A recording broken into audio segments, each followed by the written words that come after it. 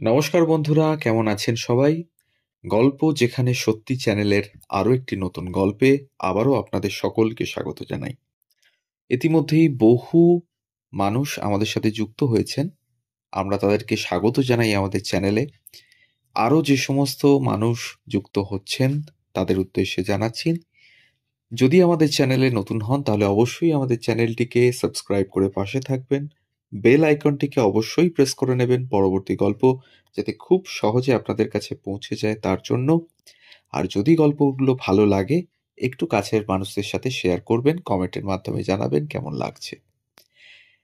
আমাদের গল্প পোস্ট করার সময় প্রতিদিন ঠিক সকাল 9টা থেকে 9:30 বিভিন্ন তথ্যমূলক গল্প নিয়ে বা পৌরাণিক মতবাদ নিয়ে আমাদের গল্পগুলো তৈরি। 1914 সালে হারাধন গঙ্গোপাধ্যায়ের মেয়ে কনক জন্মেছিল সোনার চামচ মুখে। বাবা বড় অফিসার, পিসির বিয়ে হয়েছে ভাগলপুরের রাজবংশে। সেখানেই যত্নে বৈভবে 11 বছর হতেই বিয়ে। মেয়েটি ঘর ও সংসার কি বস্তু বুঝত না, তবে বয়ঃসন্ধির নিয়ম মেনে চিনত এক স্বপ্নকে। সেটাই খান খান হলো বিয়ের পরই স্বামী যখন জানান সংসারে তার মন নেই, তাই নতুন বউকে ছেড়ে ওড়িশায় চলে যান শিক্ষকতা করতে। বাবা কনকবালাকে নিয়ে এলেন কলকাতায়। পাশের বাড়িটি সঙ্গীতাচার্য কৃষ্ণচন্দ্রদের। মনের গুমট কাটিয়ে দিল ওই দৈব সুরের রোশনদান। ভাগলপুরে থাকতেন দামোদর মিশ্রের কাছে কনকবালার শাস্ত্রীয় সঙ্গীতে হাতেখড়ি। এবার মহাসঙ্গীতের মহারথী কৃষ্ণচন্দ্রকে বাবু কাকা আর কিশোর মান্না দেখে মানা রূপে পেয়ে তার জীবন ভরে উঠল সরস্বতীর আশীর্বাদে। সঙ্গে সাক্ষাৎ শম্ভু মহারাজের কাছে উচ্চাঙ্গ নৃত্যের তালিম। বড়রা লক্ষ্য করলেন চারুবিদ্যার সান্নিধ্যে প্রলেপ পড়ছে ছোট্ট মেয়েটির গহন বিষাদে।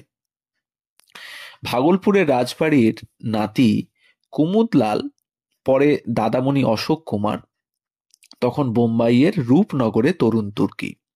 কনকের জন্যেও একই ভবিষ্যৎ ভাবলেন দাদারা। রাজপরিবারের বন্ধু উপেন গোস্বামী ফিল্ম কোম্পানির ম্যানেজার। তার তদবিরে কিশোরী কনক প্রথম দাঁড়ালেন ক্যামেরার সামনে। ছবির নাম পথের শেষে।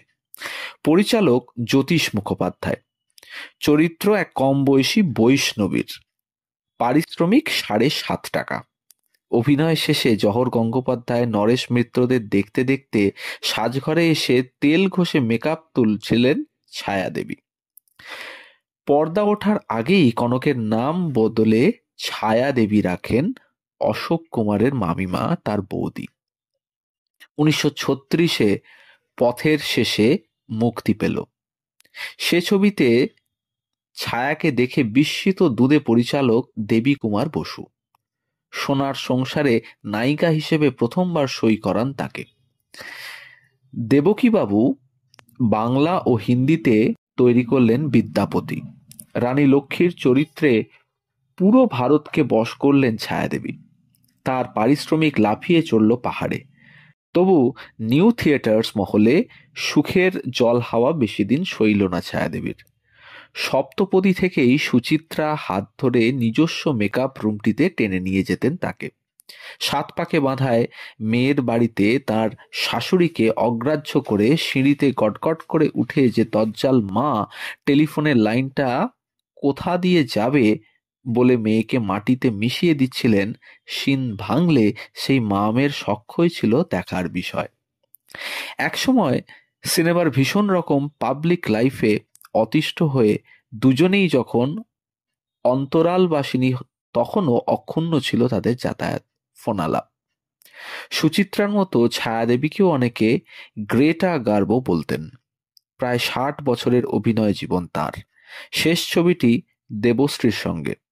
1993-এ রাম মুখোপাধ্যায়ের তোমার রক্তে আমার সোহাগ। জীবন সবচেয়ে বড় সিনেমা। ছিনিয়ে নেয়, আঘাত করে, কত রকম অভিনয় হিচড়ে বের করে আনে, আবার অনেক কিছু ফিরিয়ে ভরিয়েও দেয়। গল্প হলেও যা সত্যি। 1914 সালের 3রা জুন তিনি জন্মগ্রহণ করেছিলেন। এই ছিল আজকের গল্প ছায়াদেবীকে নিয়ে। আমাদের গল্পগুলো যদি আপনাদের ভালো লেগে থাকে তাহলে অবশ্যই আমাদের চ্যানেলটিকে সাবস্ক্রাইব করুন, কমেন্টের মাধ্যমে জানান কিরকম লাগছে, বেল আইকনটি প্রেস করুন পরবর্তী ভিডিও পাওয়ার জন্য। সবাই ভালো থাকুন, ধন্যবাদ।